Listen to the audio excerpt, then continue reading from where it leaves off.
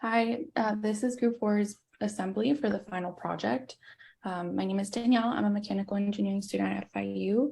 I will be graduating next fall, and in my free time, I like to be with my dog and read.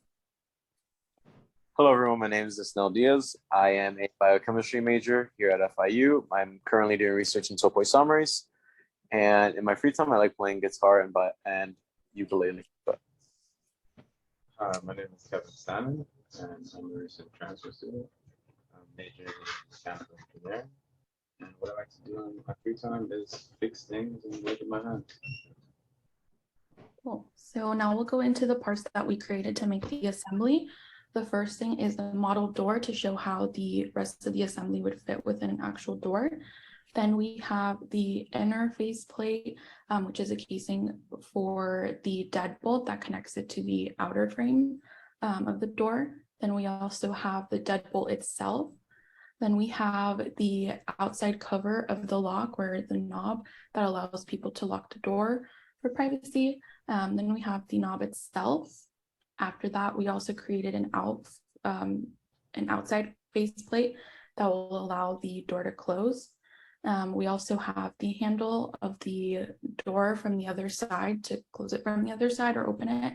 And then we also have the casing for that. We also made screws to make sure that the handle and the cover attach to the door and stay in place. And then we also have some screws that attach the faceplate to the door frame, and then as well as the knobs. Yeah, so to kind of explain how the mechanism works, we have the actual knob here, which is coincidented and also locked onto the latch itself. So when you move the knob left and right, so does the actual latch itself. So that's basically how the mechanism works. Over here on the motion study, the way that it works is that we applied a linear actuator to the latch itself.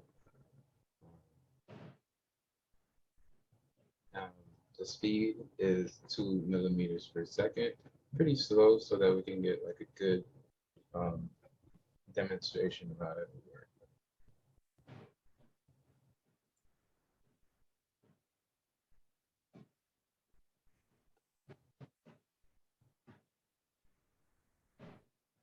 And that is our assembly.